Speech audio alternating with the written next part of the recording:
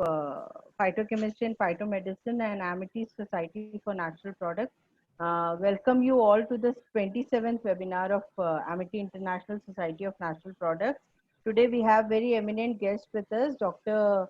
Tiwari from University of Nebraska, Lincoln, USA, and he's going to speak on the role of enzymes in drug discovery in uh, so I welcome you on behalf of our Honorable Founder President Sir Dr. Ashok K. Chauhan Sir, our Chancellor Sir Dr. Atul Chauhan Sir, our Additional Chancellor Sir Dr. Aseem Chauhan, our Vice Chancellor Ma'am Dr. Balvinder Shukla Ma'am, from President ASTIF Dr. W. Selva Murthy Sir, from Assistant Vice President ASTIF, Amity Science, Technology and Innovation Foundation, Group Captain Shukla sir. He's also scientific advisor. He's also advisor to Founder President sir.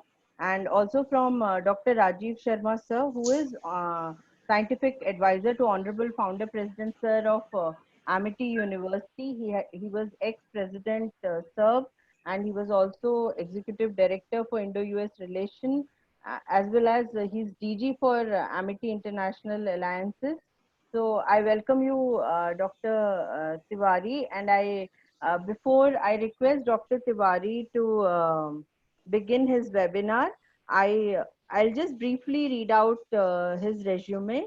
Uh, Dr. Tiwari has done his PhD in organic chemistry from Indian Institute of Science, Education and Research, Bhopal, India, in year 2016, and the title of his thesis was Heteroatom Control Transition Metal Catalyzed Regio Divergent CH Functionalized Heterocycles, a unified approach for the total synthesis of alkaloids. And his thesis advisor was from Jaunpur, and his professional experience consists of postdoctoral research from from Ulsan National Institute of Science and Technology, South Korea, under Professor Cheol Min Park. And currently he is in Department of Chemistry, University of Nebraska, Lincoln, United States. He's the recipient of Sci Life Sciences Limited Outstanding Thesis Award in 2017, and he has he was a rank holder, all India rank holder of 34th rank holder of GATE in 2010, and he has also qualified CSIR net. And his research publications, he has got publications in Corpus indexed journals like Synlet.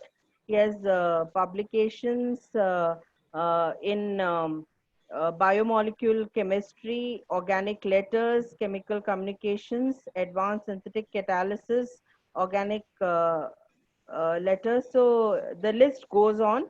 And with this brief introduction, I request Dr. Virendra Tiwari to kindly enlighten us with his lecture. Thank you so much. Thank you, Dr. Harsa, for your invitations and generous introduction. Before I begin my talk, I would like also thanks the organizing committee and all the staff members who are working behind the scene to make our webinar to be successful. Okay, so today I'm going to talk about whatever the research we are doing in our group. So use of the enzyme in the reaction discovery and organic synthesis. So before I begin my talks, I want to show something. So like we are living in a new era of the pandemic where everybody has responsibility to bear. So when we start our research again after the pandemic, so we thought how we are going to start. So the first things came how we are going to be the safe and healthy. So this is the mask from our group. Just I want to introduce this. So if we look, mask has the very important molecules, and this mask was designed by our professor wife Anya. So we are thanks to her also, because she is giving us an instrument and direction to how we can healthy and safely work in this difficult time. So now everything is going like the challenges. So when the challenges comes, it bring opportunity to for a scientist. We have a challenge, and how we are going to fight with this the macromolecules, that's the invisible. So many people around the globe are working on that. In this regard, we are also working, and we are also contributing something to that. Okay, so our group use enzyme for the different purpose. So one purpose is to use enzyme as the analytical sensor to discover the new reaction, and that reaction could be the applicable for the synthesis of a small molecule that has the some biological activity. Another purpose, we use the enzyme for the reagent. So we use the analytical sensor as well as the reagent. So where we can do the asymmetric synthesis, and we know the asymmetric synthesis is the important part of the making the pharmaceutically and bioactive molecule. Then there always questions arise. If you are doing a synthesis, what is the application of your synthesis? What is the application of your molecule?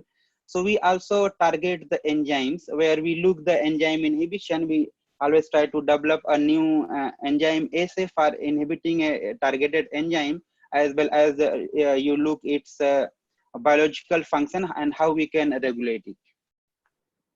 So today I'm going to mostly talk about the two parts. So you can look, our group is quite experienced into the interface of synthetic chemistry as well as the chemical biology. So if we are talking about the chemistry, so we know history of the chemistry, lot of reactions has been discovered based on the serendipity. Not only in the chemistry, in the science, many discoveries came out due to the serendipity. But as the time passes away, and if you look the first decade of the 21st century, then the synthetic chemists started thinking, synthetic chemists as well as the medicinal chemists started thinking to screen a targeted reaction with more systematic manner. So what could be the systematic manner? It could be the high throughput, it could be the quick screening of a large scale of the reaction, and then you find out your targeted reaction, or maybe you can also be ending up with a discovery of a new reaction. So these are the few recent examples where has been done in the area of the reaction screening from the Macmillan group.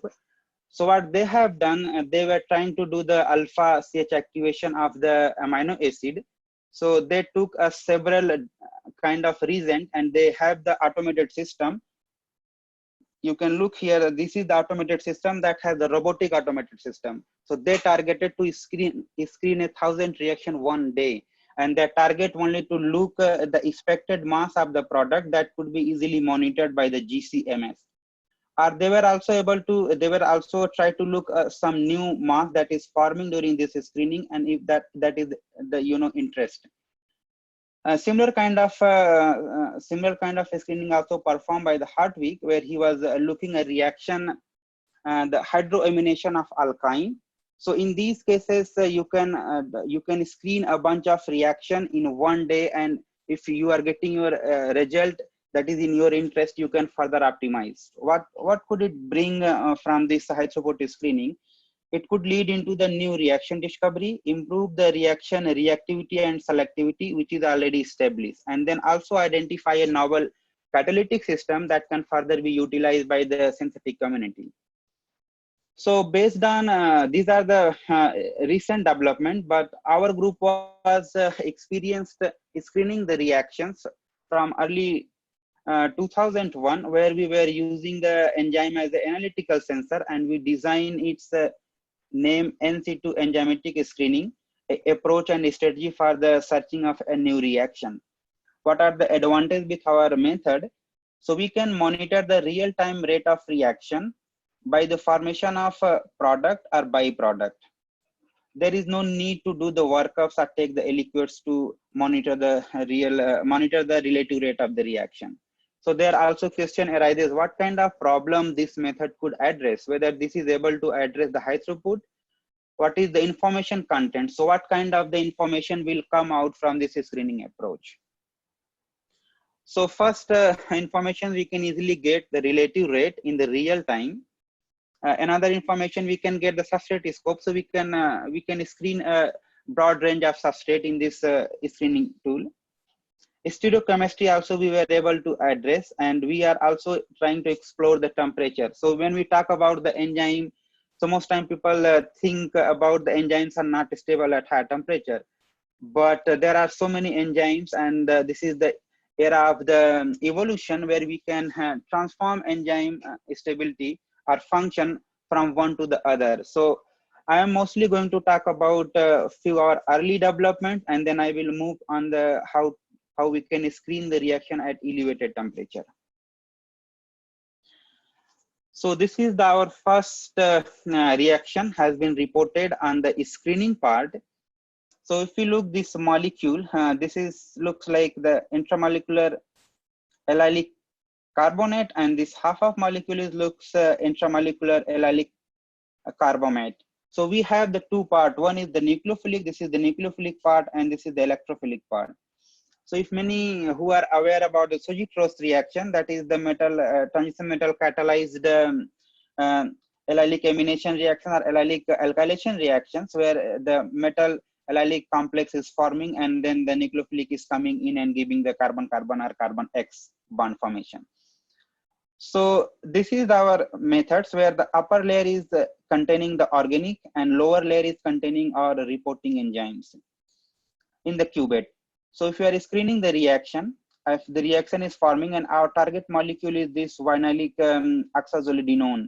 So when the reaction will move forward, making this cyclic product, at the same times we are getting two byproduct. One is the carbon dioxide, another is the ethanol. So our strategy when this reaction will move forward, we have the equimolar amount of carbon dioxide and equimolar amount of the ethanol. So that ethanol is going to diffuse into the lower layer, that is the aqueous layer from the organic layer. And in the aqueous layer, we have our reporting enzyme that will monitor the next step. So from here, this ethanol is undergoing to the 2 electron oxidation into the aldehyde by the yeast alcohol dehydrogenase enzyme. So this is half of the oxidation reaction. Then another half of the redox reaction is happening. NADH is converting to the, NAD is converting into the NADH, and NADH is the chromophore. We know this absorb 340 nanometer. So for each transformation, we are getting one molecule of the NADH. Then further, we are using the another enzyme to drive the reaction thermodynamically forward. So this aldehyde is again undergoing to the 2 electron oxidation. It is giving the corresponding carboxylic acid, acetic acid here. And this reaction is carried out by the yeast aldehyde dehydrogenase. At the same time, another half reaction is happening, that is converting the NAD plus into the NADH. So if we look the carefully, for each turnover, if this turning to the product, we have the 2 turnover of the NADH. So based on this, we can monitor the relative rates. And if you look, the 2 NADH is also amplifying our signal. So that's also a good thing. So how we screen the reaction, we can see the below here. The upper layer is containing the organic layer and lower layer is containing the aqueous layer. And through the aqueous layer, our beam is passing through. If the reaction will happen, we have the equimolar amount of the ethanol, and in the same proportion, we have twice time of the NADPH. How this screening looks like? So if you look the UV spectra here, whatever we obtained after the screening. So if we look the nickel cod with triphenyl phosphine, it has the highest rate. So means this reaction in this condition, the reaction has the highest initial rate. But if we expand this region here, in the case of molybdenum catalyst, we also have some valuable rates that could be the further optimized. So based on this screening, we get a kind of information which catalyst is working best, which combination is working best, and which combination need to further optimization. Then we also compare the reaction. So here is another target also. If we screen the reaction, you get some initial rate, and then you compare their isolated yield, how they are working into the reaction flask. So in the case of nickel cod, that was giving the 58 milliabsorbance per minute. In that case, we isolated 70% yield of the expected product. Then we went to the molybdenum case, where it is giving 6.8 milliabsorbance per minute, and in this case we isolated approximately 18% yield. So we can see a kind of a relative relation is established here between whatever we are screening and then whatever we are getting into the flask, but it is not giving any absolute value. It's kind of the relative. So based on this experiment, we discover a new reaction. That's a new reaction is the intramolecular allylic amination. This is the first report asymmetrically to make this compound, and this is the first discovery, and it is reported into the organic letter in 2004. So on these slides, we have the three main target. One, I already talked about the screening of the reaction, find out the new combination, and then that combination will be useful for the synthesis of a biologically active molecule. So another is the synthetic goal. One is the screening goal and another is the synthetic goal. Our synthetic goal to synthesize the vinylic amino acids. Why we are interested in the vinylic amino acid? Because these vinylic triggers are known as a PLP based inhibitor. Then in the earlier slides also I talk about screening method has focus to improve the reactivity or selectivity of a established method. So our own work, so in the first attempt, we got 76% enantiomeric access with nickel cod and methyl bipap ligand. And after the crystallization, we were able to enrich this enantiomeric access till 97.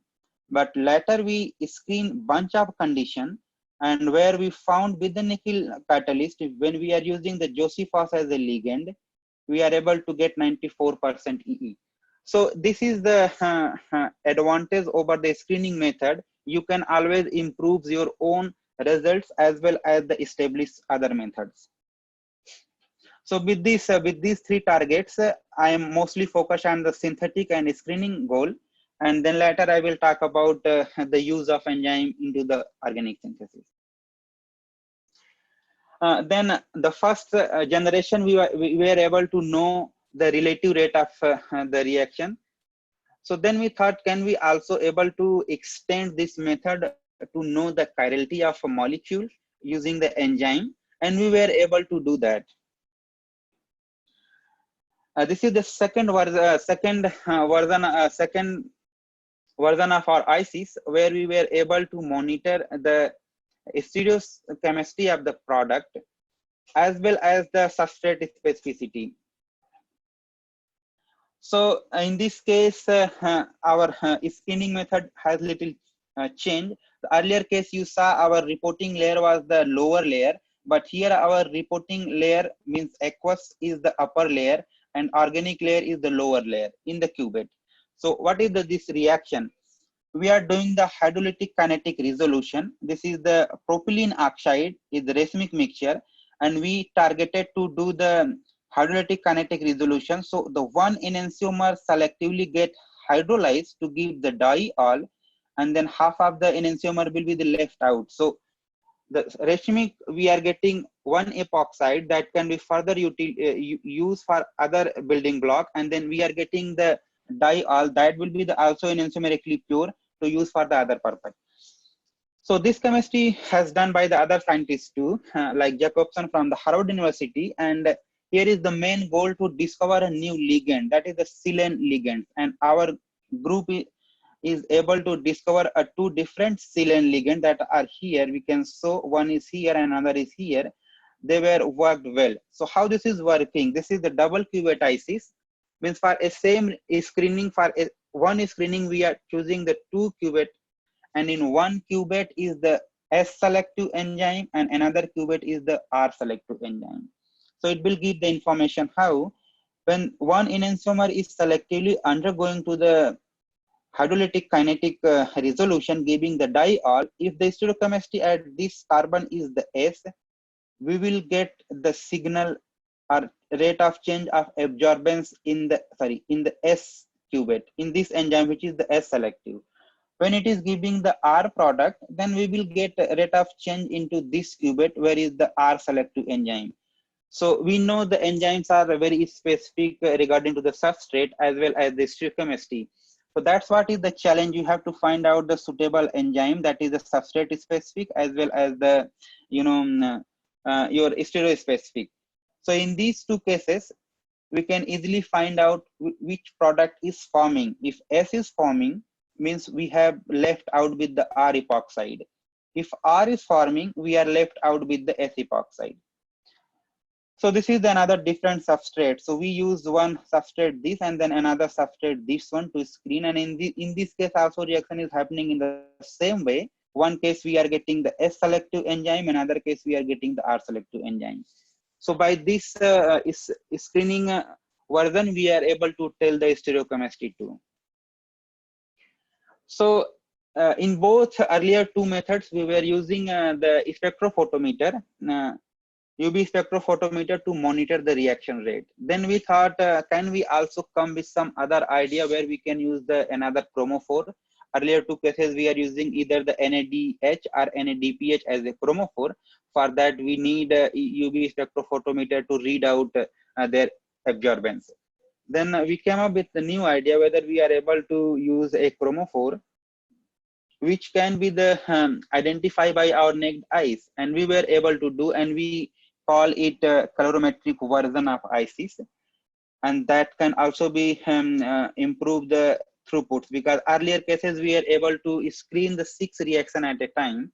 So if you are screening like 100 reaction or 200 reaction, so we need several other attempts. So here we targeted a reaction, bromoradiation carbocyclization reaction. In this ICs also we have the lower layer is the organic layer, upper layer is the aqueous layer, and now we are using a chromophore that is the ABTS dye, and we know dye always give a color at some level. So what is happening here, this is our model substrate where we are using lithium bromide as the pseudo halide source, transition metal catalyst that is going to coordinate between these alkyne and alkene bond. At same time, this nucleophile is coming, making the carbon bromide bond, and then the carbon-carbon bond. It is giving this exocyclic lactone. And the same times, the leaving group is diffusing into the aqueous layer, where is carbon dioxide and the methanol. So in the aqueous layer, we have our reporting enzyme. So this methanol is undergoing to the 2-electron oxidation by the alcohol oxidase. At the same time, other half of the reaction is oxygen is undergoing 2-electron reduction. It is giving the peroxide. And as the peroxide will form, then it's again another reaction is taking place. The peroxidase will do the 1-electron oxidation of this dye, and then it will give the radical cation, and this radical cation is the chromophore. And another half of reaction is the peroxide undergoing to the 2-electron further reduction, it is giving the water. So we can see in this whole screening, we are using the aqueous media that is quite eco-friendly, and we are able to collect a broad range of the information from the screening tools. So if we look the UV spectra of this radical cation ABTS, it has quite long lambda max. Its molar expansion coefficient is quite high. It's 35 millimolar per centimeter, and we are getting the 2 molecules for each turnover. So it is also amplifying the signal. So then it's going to be the 70 absorbance millimolar per product. And if we look, it's a detection limit. Its a detection limit is quite, interesting. We see the 100 picomolar. So if there is a small amount of product is forming, then also we can easily identify by our neck. So how it looks like when we do the reaction and we have the successful heat, it will look the visible green. I will show in the next slide actually how it looks like. So this now allow us to identify the successful reaction by our own naked eye. So we do not require any instrument in this case. That's why we say the colorimetric ICs.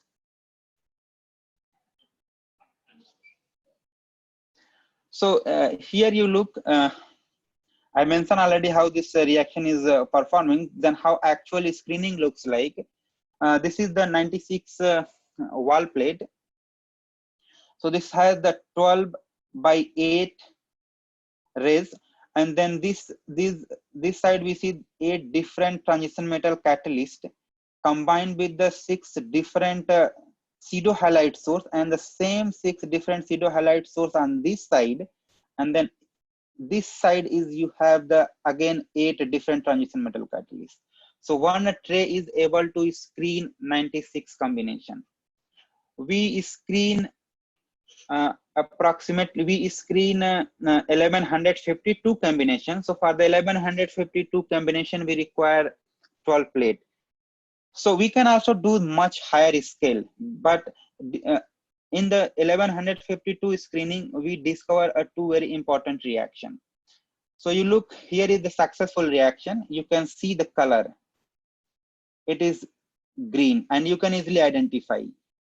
Where we do not have the success, either have the colorless or we have the different color. You can see this side as well.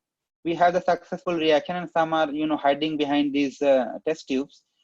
So this is the new way where we can identify the reaction, and we can go through high throughput, and we can easily identify with our naked eyes.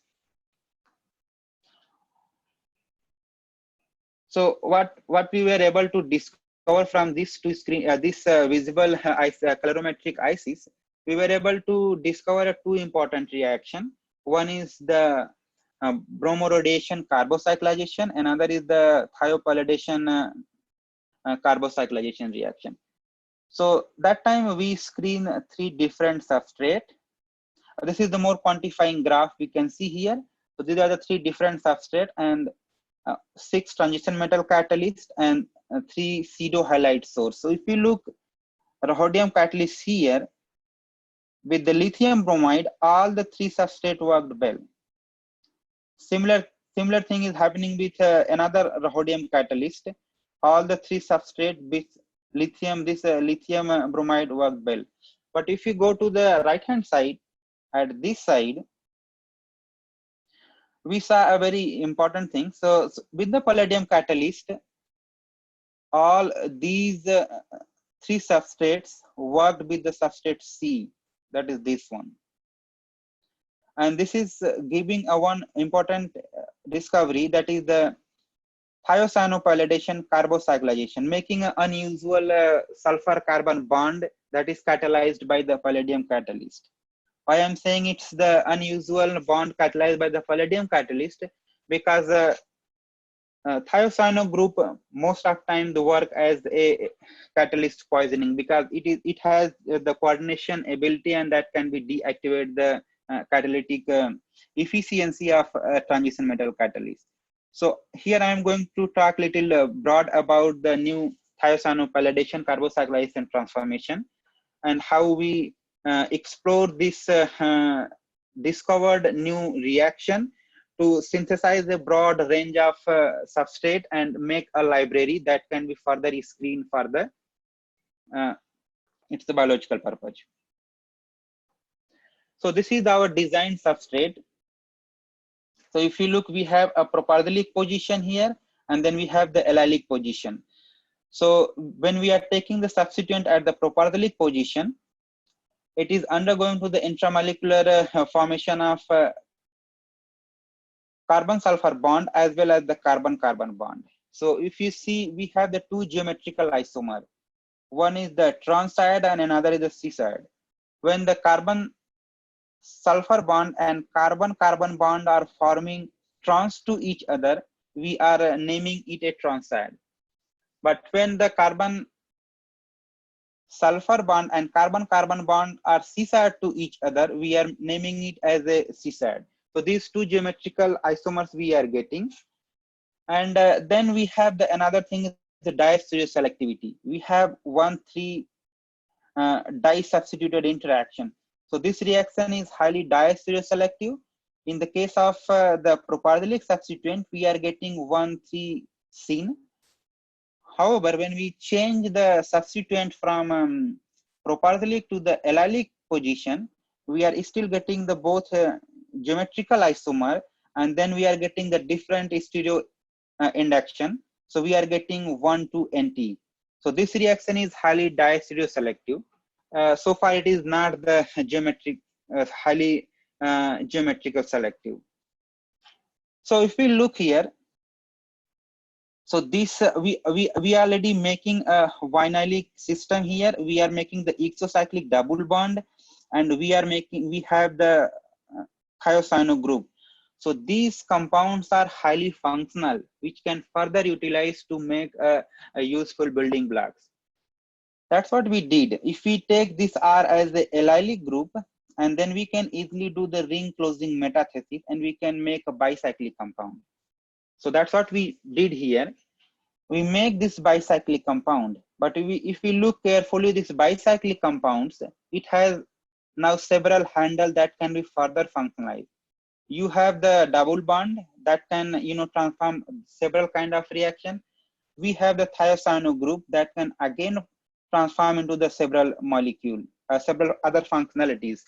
So here we are targeting this method to do the diverse oriented synthesis, make a library of molecule, and then look its biological activity, or screen the targeted enzyme inhibition. That's what the other part of group do, to look the enzyme and set inhibition study and monitors and find out some interesting inhibitor for a particular targeted enzyme. So on this molecule, we can do the Grignard reagent. We can get the disulfide. So we can did a broad range of the Grignard, and in all cases it work. And then for the medicinal purpose, if you are installing the trifluoromethyl group, that is very important. So we use the Rupert reagent, and it's undergo to the trifluoromethylation. It's give this trifluoromethyl sulfide. It is interesting also, we try to do some transition metal chemistry again on this intermediate, and where we able to do we can simply say thiocyanation of this alkyne, and we got this molecule. If we look again this molecule, it is highly functional. You have the two double bond here, and then you have the cyano group, which can further functionalize. So you see, this method allow us to make a very huge library and do the kind of functional manipulation, and that could further screen. This is also important reaction. 3+2 cycloaddition is happening here. It's kind of click chemistry, but it is not a click chemistry here.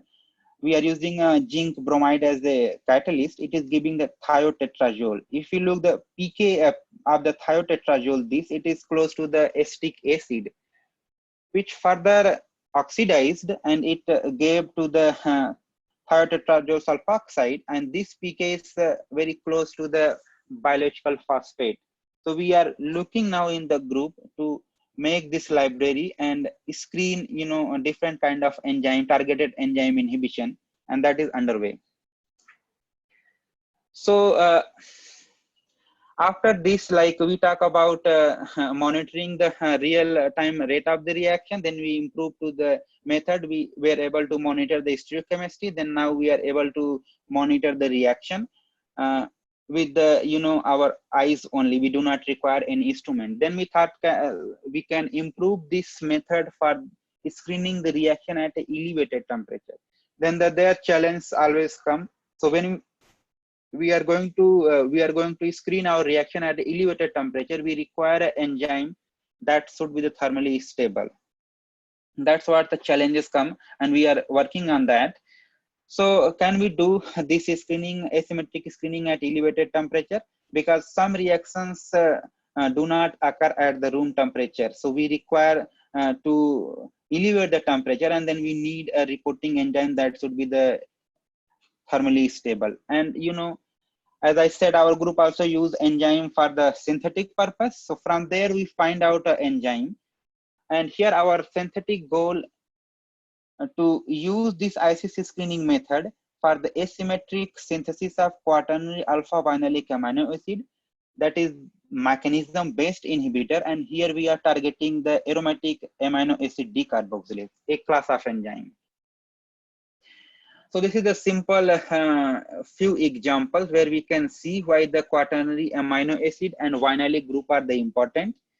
We know the GABA, that's vigabatrin, its commercial branding name, and it is used for the epilepsy and drug addiction treatment, and it is targeting the enzyme is the gamma transaminase. This is the DMFO. This is targeting to the ornithine decarboxylate, and it is useful for the sickness, treating the African sleeping sickness, and it is also into the phase 3rd for the prevention of colon cancer. And then this carbidopa used for the combination therapy treatment of the Parkinson disease, where it is targeting to the dopa carboxylase. That's why we interested to make some vinylic trigger of the quaternary amino acid, and let's see how this behaves with inhibition of these enzymes. In this regard, we were able to find out an enzyme that's the SSADH, which is highly hyperthermophilic enzyme. So it's stable at above to the 100 degrees Celsius.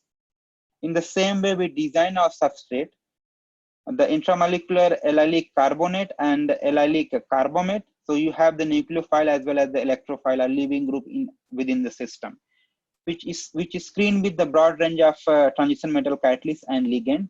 We make this oxazolidine as the vinylic oxazolidinone as a compound, which can further carry out few steps and make it to the transform into the quaternary vinylic amino acid. In the same time, we are getting the ethanol here, and that's undergoing to the diffuse into the aqueous layer, where our reporting enzyme is doing 2 electron oxidation, converting into the aldehyde. At same time, NAD is converting to the NADH. We are getting our chromophore. So here we are using only one enzyme. If you remember on the first slide, I showed we were using the 2 enzyme to drive the reaction thermodynamically forward. Here we are doing this screening. The instrument is showing here 60, but we do screening at 70 degrees Celsius. So this is almost approximately to the boiling point of acetaldehyde. So acetaldehyde is getting evaporated. So that's already driving reaction forward. So how our screening looks like, I'm just showing the few, but we do like a broad range of screening, maybe more than 100, 200, 500. Here we have done almost 1,000 screening. And so far, we are trying to further optimize this result and make it much better. So in the same way, you look in this reaction, we started with the this palladium catalyst. We use the monodentate phosphine ligand. But when we use the bidentate phosphine ligands, we can compare monodentate versus bidentate. So this is the best combination. So this is giving us idea if we are using a bidentate phosphine ligand, that is working better as far as the rate concerned. So then we focus on mostly on those, and we screen several one, and we have the best result with a bidentate phosphine ligand as well as palladium as a transition metal catalyst. Okay, so now I am going to switch my talk from the screening of reaction to the use of enzyme in the organic synthesis. So we are aware the 2018 Nobel Prize goes to the directed evolution of enzyme and the phase display of the peptide and antibodies. But I will mostly focus on this one part. So with the help of directed evolution, you can do the mutagenesis study. You can alter the function. You can alter the stability of the enzyme, and that's one way we can change the function, and you can alter the stability of enzyme. So here is the one best example I am taking from the Francis Arnold group, where she has applied this. This is simple Michael addition reaction is happening between the indole and this amino acid. It is giving this tryptophan as a product. So if we look here, This enzyme, she has the two variant A and B. She changed into the variant B, and she were able to get this enzyme stable at 75 degrees Celsius. So nowadays there are a lot of trend coming in the pharmaceutical industry. They are switching from the classical synthesis or regular synthesis to the enzyme catalyzed reaction. Why that is so important? We can look this example, that is the 9 enzyme cascade that has been reported in just last year in 2019 in the Science. They are using the 9 enzyme. Out of the 9 enzyme, 5 are the evolved enzyme, and carrying the 9 uh, step in the one pot and making the important drug molecule that is the under the investigational way for the treatment of the HIV. So if we look these things and why this is so important. So in the first reaction also, you can just carry out your reaction into the aqueous or in the whole cell, and after the reaction completed, just you cool down the reaction from 75 degrees Celsius to the room temperature. You were able to filter off your product, so you do not have to do the again purification. That is the saving a lot of use of solvent. So you can say it is highly economically beneficial as well as the eco-friendly. In this regard, our group also did something very interesting. So we say reductive dynamic kinetic resolution. So this is the Reshmic product where we are using SSADH. That's what I talk about the earlier slide. So SSADH coming from the archaea, and where this enzyme is stable till 100 degrees Celsius. We perform this reaction at 90 degrees Celsius. This is the Reshmic product. So this enzyme is quite S selective. It is taking the S product of S enantiomer of this and reducing from the selective phase and the converting into the alcohol. Then this is locking to the racemization. So from racemic mixture, we can get 100% of only one. From both racemic product, we can get only one enantiomer. If we look here in the picture, when we perform the reaction at 90 degrees Celsius, so our starting material is soluble into the mixture of ethanol and buffer. When we perform the reaction, after the reaction completion, we just cool down this reaction, and then we find out our product is precipitating, and after simple filtration, we have the clean product. So if we see, this is highly applicable for the process chemist, and that's what I showed you in the last slide, how the Merck process chemistry is doing. They are moving from the classical synthesis to the biocatalysis. And there are so many groups across the globe, they are working on this. So if you look to the Manchester, Nick Turner group, they were mostly working on the amine reductase, and they are also applying same way to develop the process chemistry. Okay, so this is the interesting things that has highlighted into the chemical engineering news, and they say the ancient microbe researchers have found new option for making the optically pure precursors for the familiar painkiller. So what does this discovery lead us to? So if you see, this discovery lead us to make the non-steroid anti-inflammatory drugs. So we have the naproxen, we have the ibuprofen, we have the ketoproxen. So these kind of drugs can easily synthesize, and that's what group successfully did, and they published into the JACS 2010. After doing that, we also explored another enzyme, that's the remarkably substrate promiscuity. So when we talk about the enzyme, and I also said earlier, enzymes are very substrate and very action specific. So this enzyme has been discovered by our group first, and our alumni, Greg Applegate, has harvested in our lab, and then he tried to use this in the synthesis, where he first did the asymmetric reduction of beta ketoester. We got the D alcohol here. The same enzyme is able to also transform the alpha ketoester, beta ketoester, and gamma ketoester. If we look the structurally these are quite different, because we have the one methylene group here, then we have the two methylene group between the ester and the carbonyl. But in all these three products, all these three substrates, enzyme is specifically reducing from one selective side. Excuse me.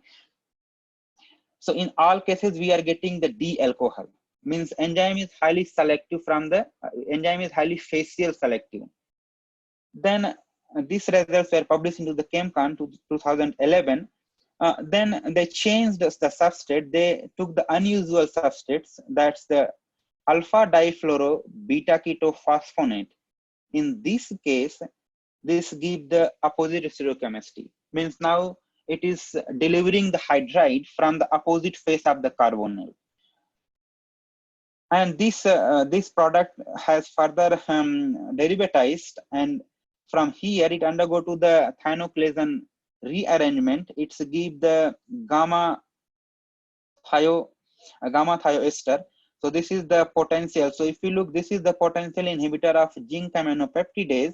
But here by this method, we can make the difluoro version of zinc aminopeptidase.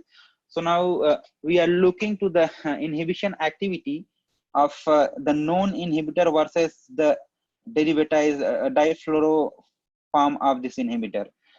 So this enzyme is taking the broad, range of substrates. Here, this enzyme also did the dynamic kinetic resolution.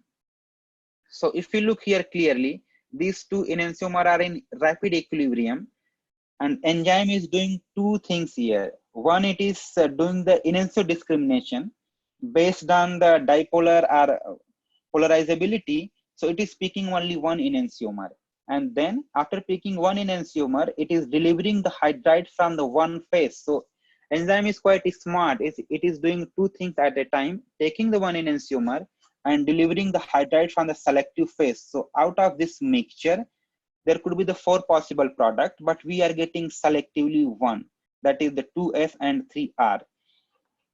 So if you look here, we are using the catalytic amount of NADP plus, and we are using glucose as a reducing agent. So here also we are using something, bio degradable. So the hydride source is the glucose, which is converting into the gluconolactone.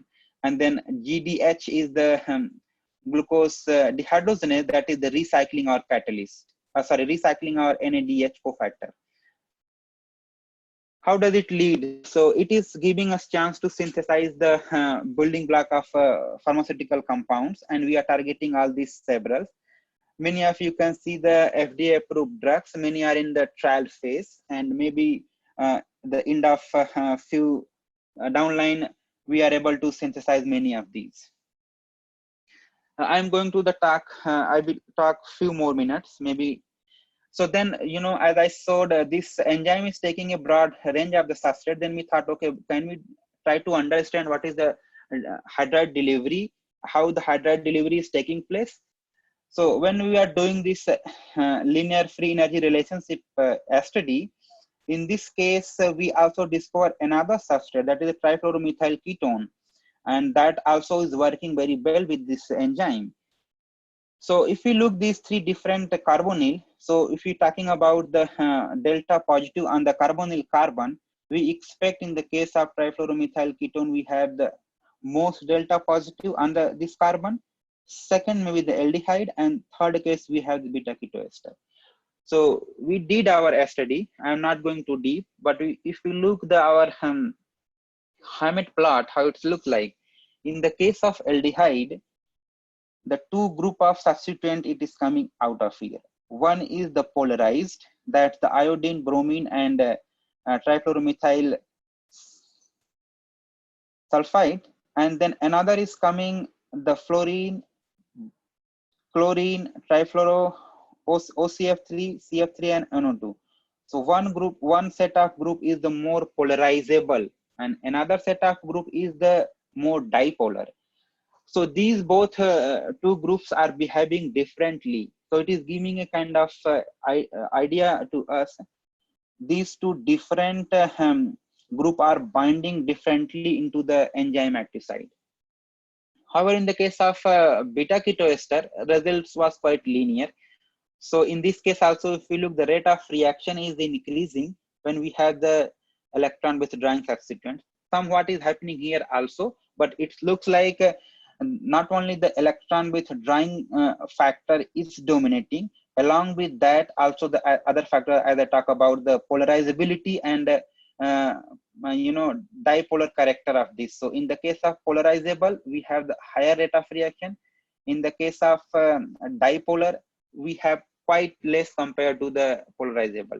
So these two are telling us in the hydride delivery stage, in the transition state, there is the negative charge is building up into the carbonyl carbon. That's why the reaction is faster in the case of electron withdrawing. But in the case of trifluoromethyl ketone, we got very surprisingly results. We saw that the electron donating is the fastest compared to the electron withdrawing. So it's giving just reverse result. But if you look our reaction condition, we are doing our reaction into the aqueous buffer. So we thought that is very logically we can see this can go under the hydrated condition. So if it is hydrated, then it is no longer as a carbonyl. So we are believing there is the two step happening into the enzyme. One is the dehydration, and then another is the reduction. So dehydration also involving into the rate determining step. That's why we can see here the electron donating is the fastest compared to the electron withdrawing. Finally, I would like to conclude my talk. So as we saw, this screening approach is allow us to screen the ligand and metal and develop a new chiral ligand has and high throughput contents that we saw. We can monitor the stereochemistry and substrate specificity. Calorimetric ICs is allowing us to go to the high throughput screening. And then you saw the enzymatic reaction where we can do the dynamic reductive kinetic resolution that lead us to the synthesis of several pharmaceutically important molecule, and it also allow us to do the thermal ICs. So in the first phase, we were able to establish the new reaction, that is the nickel catalyzed asymmetric allylic amination reaction. The calorimetric ICs give us to make the thiocyanovalidation reaction, and we can make the diverse oriented synthesis, make a library for the screening. And enzyme also, as I said, enzyme also giving us alternative way to synthesize the biologically active molecule. And finally, I would like to acknowledge my current group members. We are working as a team. So on the ICS projects, Ranjit Dokle and Stephanie, Gerard, John, and Martin is working, where we are using enzyme as an analytical sensor. However, Daniels, Stephanie, and Gerard are working on the chemical biology, and then Gaurav and myself and Ranjit is working on the use of enzyme into the organic synthesis. And these are our alumni. They also work on this project they establish, and we are carrying forward. And I would like to acknowledge my boss, Professor David Barkovich, who is currently serving as a division director of chemistry at National Science Foundation. And we have the funding from the NSF and another division of the NSF CBET. And actually I'm missing here, I was unable to put my collaborators name. So we have the several collaborators from the university and from the abroad. So we are trying to understand how our enzymes behaving, what are the others way we can understand much better. So they are helping regarding to that. And finally, I would like to thanks all of you for your kind attention, and I would happy to answer if you have the question. And more things, you can follow our research group on the Twitter, and we always welcome to the bright and hardworking PhD student. If anyone is interested, they can directly mail to the Dr. Barkovich, and we always welcome to them. Thank you very much. Thank you, Dr. Virendra, and we are joined by Group Captain Kapil Shukla, sir, whom had introduced. And it's an honor to meet you, sir. Uh, Good evening. so before I request sir to say a few words, I will just take 2-3 questions and Dr. Tiwari, you are from the highest funding body like National Science Foundation. It is the richest body in the world for science, and everyone looks Yeah, for funding from NSF. So I'm very sure there will be many Amity students and also students who have joined from all over the world today that they'll be glad to mail to sir and be a part of PhD. So I'll quickly ask you 2-3 questions and then I'll request sir to also say a few words. So uh, uh, like everyone is appreciating for the talk and I'm getting a thank you. request if you can share your PPT. So that is entirely to you because anyhow the recording is being shared. So whatever data you want to, if you want to share your PPT, it's okay. Otherwise also, it's up to you. The call goes to you, Dr. Tiwari. Sure. So I can share. Most of the work has been published. I can share the publication. Okay, That's then not the you problem can at all. share the, your talk with us and then we will share it further for everyone's benefit. So this is from Dr. Subhash Chandra. He is from Amity University Institute of Phytochemistry. He is asking, first, thanks a lot, sir, for this excellent informative talk. I'll be thankful if you can elaborate the recovery of enzymes after chemical catalysis. Oh, that's a great question. So actually, I forgot to mention that. So if you look whatever we did SSADH enzyme reductive dynamic kinetic resolution, we cycle it 6 times, and we are doing, we are targeting some anti-viral molecule, where also we are using the different kind of the KRAD, and that's also we are able to recycle till 6. We can do further, but we try to do this recycling till 6. That's why I said this method is highly useful when you are doing the process chemistry, because you can, again recycle your catalyst, and you can, go on and go on. Okay. And the next question is from Dr. Nirupama Dhiman. She is Associate Professor at Amity Institute of Pharmacy and she is also a synthetic chemist. Both Dr. Subhash and Nirupama are synthetic chemists. So they are asking, just want to ask if, synthesis of organic compound with enzyme, is it economical? And also what is the yield of any such reaction that, Okay, so yeah, so if you look the as well as the economic prospects, it is highly economical. There are Okay. the few challenges. That's what the enzyme directed evolution is trying to address. Like mostly we carry out the reaction into the aqueous medium, because Okay. enzyme need, aqueous medium. But nowadays the enzyme evolution is allow us to go from the organic medium too. And yes, you can get the highest yield. So whatever the reaction I showed you, those reactions we carried out on the gram scale.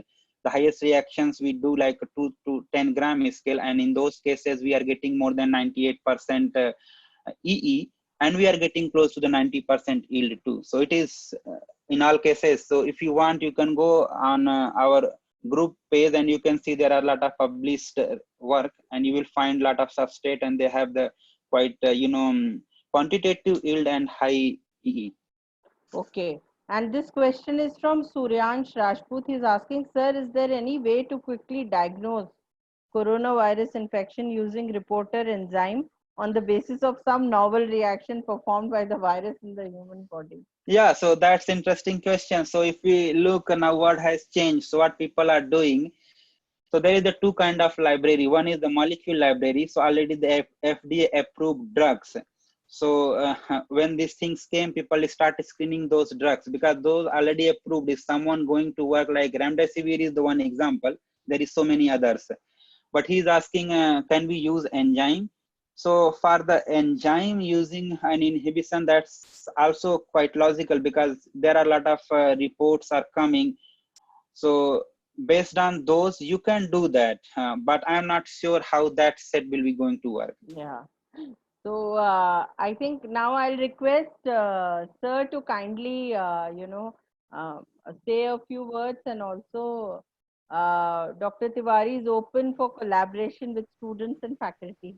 Yeah, and just you share my email address, whatever other Yeah, participants are surely. asking the question, because I am getting some interesting questions, so I can, answer them on Okay, the email. okay, surely I'll do that. Yes, sir. First of all, I thank Dr. Harsha Karkwal for bringing such Thank you, sir. intelligent scientists from all over the world to enlighten our students and faculty members. And secondly, Dr. Tiwari, we are really proud of you that you Thank are you, doing sir. such fantastic work abroad and bringing a good name for all of us. And it was a pleasure to listen to you and the kind of work that you are doing. And I'm sure that you will bring more laurels to India and to Indians in future. It is very nice that you have accepted our invite for the webinar. And now I would like to say that you are a member of the extended family of Amity. Amen. And we look forward to more interactions with you. Whenever you come to Yes, sir. India, kindly do intimate us. We would like to host you and have your lectures for our students here. Also, we can look forward to Sir, I think sir ka audio there is. So by the time sir reconnects, I will ask you a question, Dr. Viren. Yeah, sure. Go ahead, please. Uh, this. uh, Okay, sir has reconnected. Sir, please go on, sir. Yeah.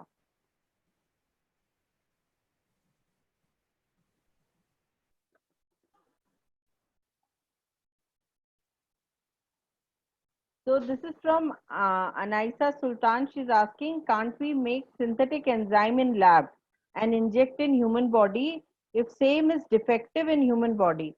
How much successful is this, and can we do it? Yeah, sure. So whatever I saw, those all enzymes we are growing into the lab, and Yeah. directed evolution is that's a synthetic enzyme. So whatever enzyme I showed, almost we are harvesting in our lab. So there is the process, simple process. You have the plasmid, you can do the transformation, and then you can harvest your enzyme into the lab, and then by the directed evolution you can you know do the mutation, so you can say you have the synthetic enzyme. Okay. So sir could rejoin. So kindly, yes, actually sir. there's some connectivity problem. So I Yeah, am now on my mobile. And I just want to thank Dr. Tiwari again on behalf of the Honorable Founder President, Sir, Chancellor and the Vice Chancellor. And we look forward to more collaborations with you in future. And we hope and pray that you do well in life. Thank you so much. thank you, sir, for Yeah. your kind words. Thank you so much. Yeah. So in the end, I also would like to thank all the participants who have joined us and all the students who would like to go for, NSF funding from Amity and abroad. I think one must now just email to Dr. Tiwari, and can you just tell your PhD guide name, sorry, the Yes. collaborator, Dr. from NSF, who is No, he's the my boss. So yeah. he is the my boss, and he's David Barkovich. You can go on the site on the But I University of think it Nebraska will be, Lincoln. yeah, but I think it will be better if they'll go through you, or Yeah, it's okay, no problem. okay, that will be great. So I think I'll make you one point of contact. Through you we can get in touch for all the, Amity and non-Amitians who would like to be a part. Maybe after, definitely after lockdown, they'll be able to, approach. But right now they can start sending, and because the process also takes